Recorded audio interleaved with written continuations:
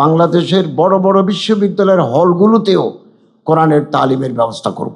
বড় বড় কারাগার জেলখানাগুলোতে কোরআনের তালিম শুরু করব। যতক্ষণ পর্যন্ত আমরা দায়িত্বে আছি ততক্ষণ পর্যন্ত অত্যন্ত দায়িত্বশীলতার সাথে আমরা কাজ করে যাব। আমরা অত্যন্ত আনন্দিত পুলকিত যে নতুন বছরের প্রথম দিনে আমরা আমাদের মসজিদ ভিত্তিক শিশু গণশিক্ষা প্রকল্পের আওতায় শিশুদেরকে নতুন বই বিতরণ করার সুযোগ লাভ করলাম, আলহামদুলিল্লাহ। এবং আপনারা অত্যন্ত পরিশ্রমের সাথে আমাদের প্রান্তিক শিশুদের, প্রান্তিক জনগোষ্ঠীর সুবিধাবঞ্চিত শিশুদেরকে নৈতিক ও মূল্যবোধের সম্বলিত যে তালিম সেটা আপনারা দিয়ে যাচ্ছেন, আপনাদের প্রতি আমরা কৃতজ্ঞতা জানাচ্ছি। আমাদের বাংলাদেশে ৭৩,৭৬৮টি শিক্ষাকেন্দ্র আছে, ২৪,৩০,২০০ স্টুডেন্ট আছে। তাদেরকে আমরা ধর্মীয় মূল্যবোধ শিক্ষা দিচ্ছি এবং এই প্রকল্পের আওতায় আমরা এবছর বাংলাদেশের বড় বড় কারাগার জেলখানাগুলোতে কোরআনের তালিম শুরু করব।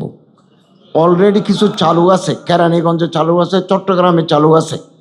আমরা অন্যান্য জেলখানাগুলোতেও কোরআনের তালিম এই প্রকল্পের আওতায় কোরআন শিক্ষা, পবিত্র কোরআন শিক্ষা আমরা প্রদান করব, যাতে জেলখানার ভিতরে অপরাধী যারা আছেন অথবা অভিযুক্ত যারা আছেন তাদের মধ্যে পবিত্র কোরআনের তালিম যাতে দেওয়া যায়, ওখানে নৈতিক মূল্যবোধ সম্পন্ন মানুষ যাতে তৈরি হয় সে প্রচেষ্টা আমরা চালাব।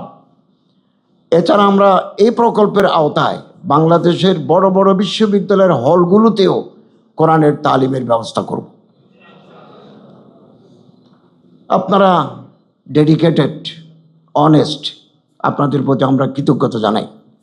কিন্তু দুঃখের সাথে বলবো, অতীতের যে লিগেসি আমরা পেয়েছি, এই প্রকল্প সপ্তম পর্যায়ে অনেক ভুয়া সেন্টার ছিল। এটা আমাদের জন্য দুর্ভাগ্যজনক। আমাকে আগের পিঢ়ি যে তথ্য দিয়েছেন আমি এটা প্রকাশ করব না, but it was A alarming, অত্যন্ত দুঃখজনক এবং হতাশাব্যঞ্জক ভুয়া সেন্টার। আমরা আস্তে আস্তে ভুয়া সেন্টারগুলোকে চিহ্নিত করে আমরা একটু ডিলিট করে দিচ্ছি।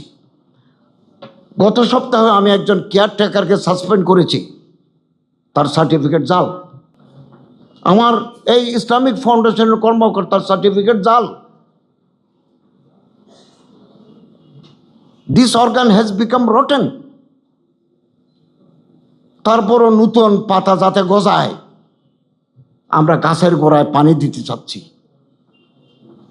আমাদের মেয়াদ কম, আমরা একটা নির্বাচন দিয়ে, সুষ্ঠু অবাধ একটা নির্বাচন দিয়ে নির্বাচিতদের হাতে ক্ষমতা দিয়ে আমরা বিদায় হব।